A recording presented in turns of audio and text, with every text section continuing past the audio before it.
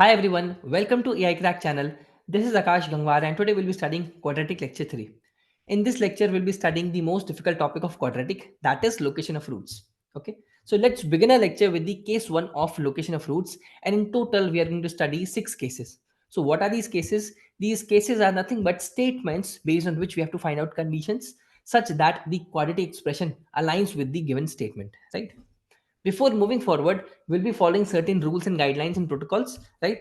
Based on which we'll be solving or deriving these conditions.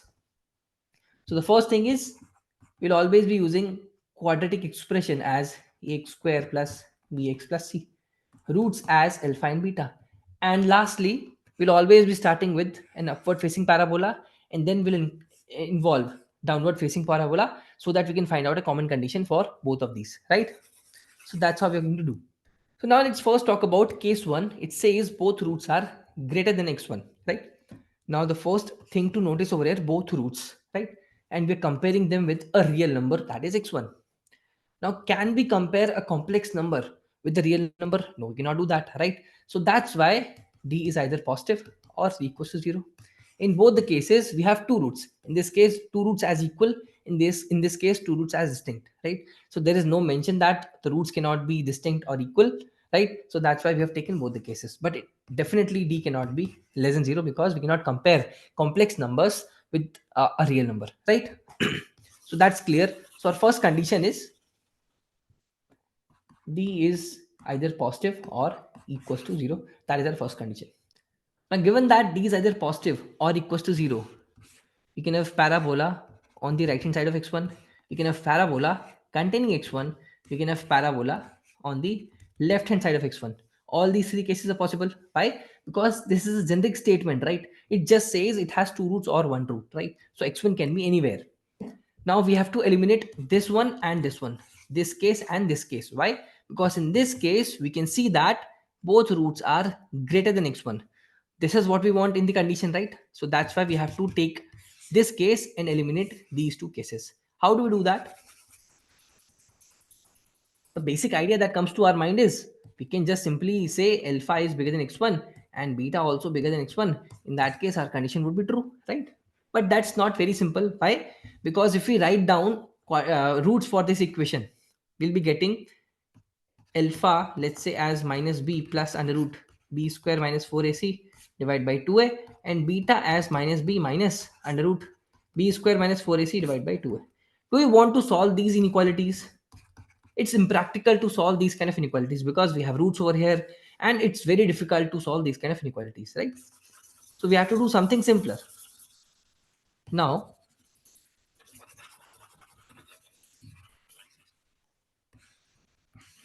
let's say we have this case over here. We have x1 over here.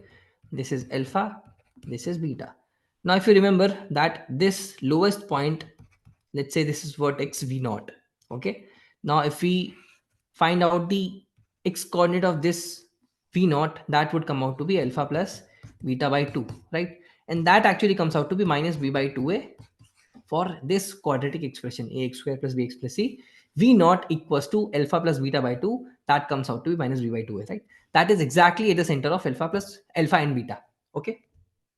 Now, if we say that v naught is bigger than x1, can we say that our conditions are getting true? Still, we cannot say that. Why? Because if v naught is bigger than x1, then we can also have a case where x1 is over here and v naught is over here, right?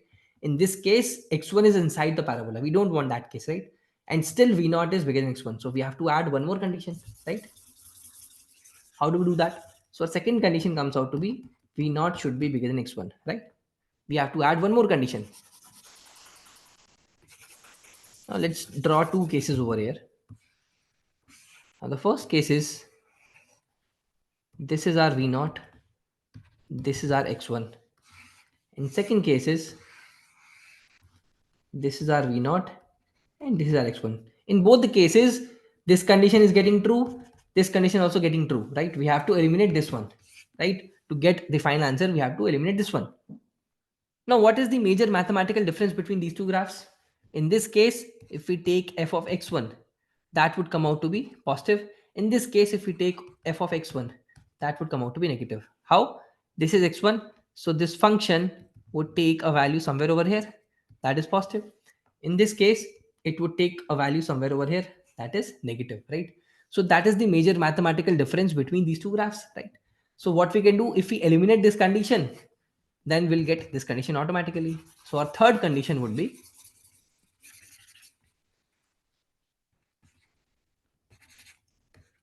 f of x1 should be positive, right? That's our third condition. Now, until now, what we were doing, we were just talking about an upward facing parabola.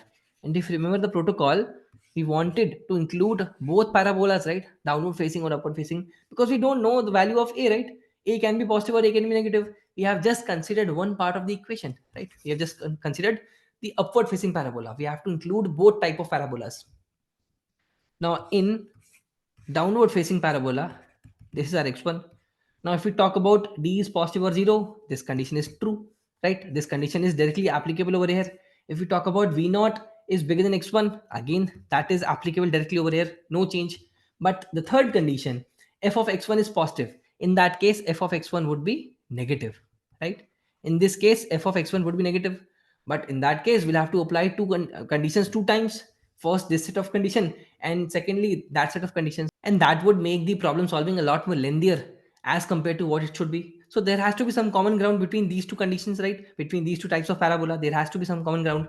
Okay, so now what we can do, let's compare both the graphs, right? Both upward and downward facing parabola, so that we can find out a common point. In this case x1 is over here, in this case x1 is over here. Here a is positive, here a is negative. Here f of x1 is positive, f of x1 is negative. Now that gives me a trigger. What if I write a dot f of x1?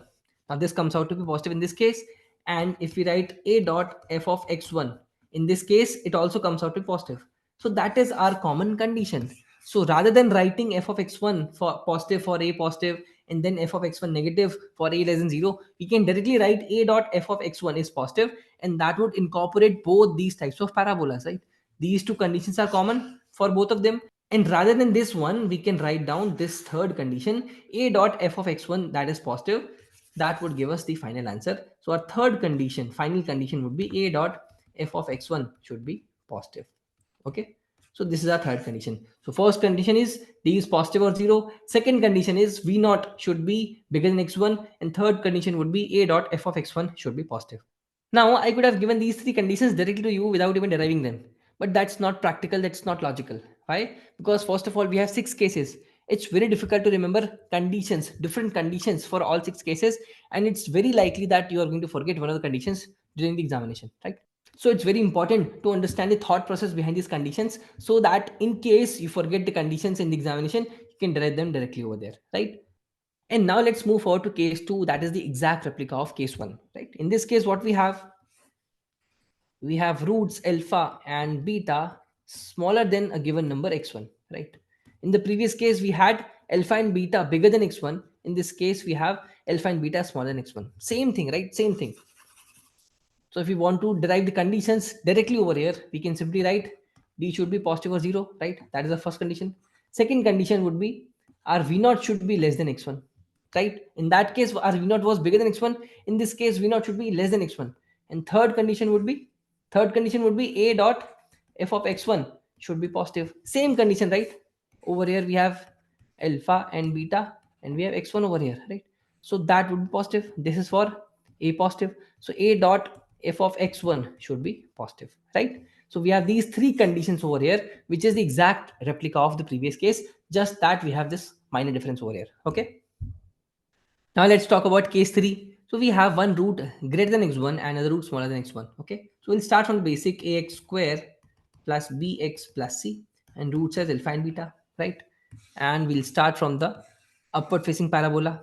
This is alpha and this is beta. Now x1 should be somewhere over here in between alpha and beta, right? Because alpha, that is one root, is smaller than x1, and beta, that is other root, that is bigger than x1, right? This is what we want in the condition, right? Now how do we derive this one? So the first condition that looks very obvious, that is d should be positive. We have to have two roots so that this condition becomes true, right? Because one is bigger than and one is smaller than, right? So we have to have d as positive to get two distinct roots. We cannot have d equals to 0. If d equals to 0, this condition won't be true. So we have to have d as positive, right? That is our first major condition. Now if we look at it closely, in this case where a is positive, we can simply say that f of x1 should be negative, right? F of x1 should be negative, because if x1 was here or here, f of x1 would have been positive, right? In this case, value would have been here. In this case, value would have been here. Both are positive, right? But in this case, since x1 is inside both the roots, in that case, we can simply say that f of x1 should be less than 0. That is our second condition. F of x1 should be less than 0. But again, we have to incorporate downward facing parabola as well, right? We have to incorporate downward facing parabola, right? So in downward facing parabola, we can simply see that f of x1 is positive. So what is the trick to find out the common condition? We have to multiply a. In this case, is a is less than 0. In the previous case, a was positive. So when a was positive, f of x1 was less than 0. When a is negative, f of x1 is positive, right? So what do we do? A dot f of x1, that should be negative, right? A dot f of x1 should be negative. That would incorporate both these parabolas, both these types of parabolas, right? So our second condition, second major condition would actually be a dot f of x1 should be less than 0, right?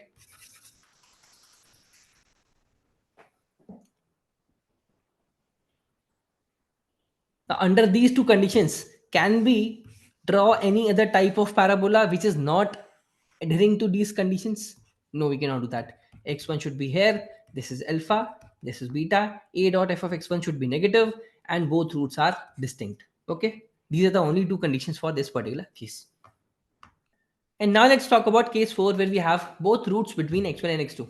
So let's start from the basic. We have ax square plus bx plus c as the quadratic expression, and alpha and beta as the roots, right? Now let's start from an upward facing parabola. So we have this x1 and x2. This is alpha and this is beta, right? Now the first obvious condition is t should be positive or equals to 0. Why 0? Because regardless of what alpha and beta is, they can be same, they can be distinct. They should be between x1 and x2, right? They should be between x1 and x2 regardless if they are same or distinct, right? So that's why we can have d should be either positive or equals to 0, right? That's our first basic condition. And now that we have x1 and x2 over here, our next set of condition would be f of x1 is positive and f of x2 is positive, right? So second condition is f of x1 is positive, f of x2 is also positive. That is third condition. Now here's the catch. Let's say if I take x2 over here, can we say that f of x2 would still be positive for this case, right?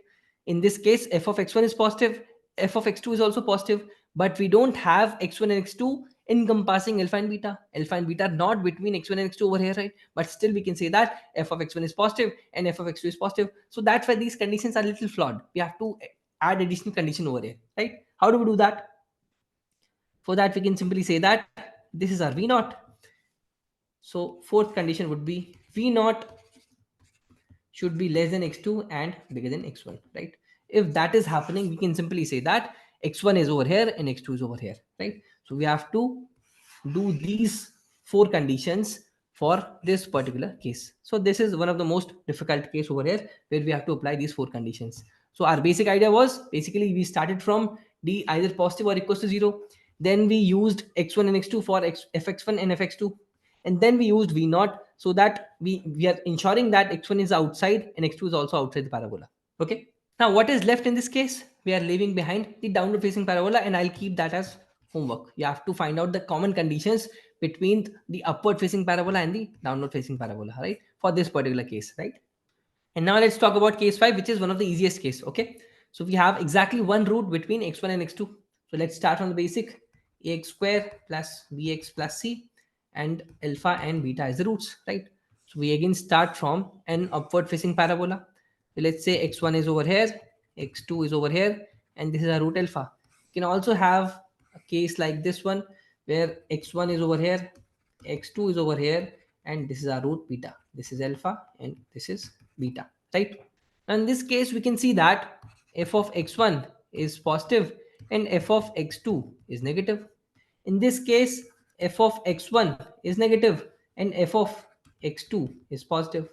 Now, what if we multiply both of them? f of x1 dot f of x2, that comes out to be negative, right? In this case as well, and also in this case, in both the cases, f of x1 dot f of x2 comes out to be negative, right? Now what if we want to try this for a downward facing parabola?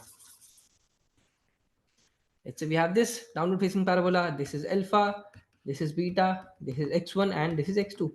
I can see that over here f of x1 is positive and f of x2 is negative.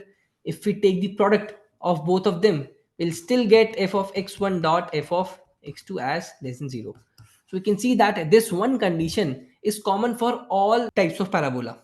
Now you must be wondering, why haven't we applied d as positive in this case, whereas in rest of the cases we have applied either d as positive or equals to 0, but not in this case. Why?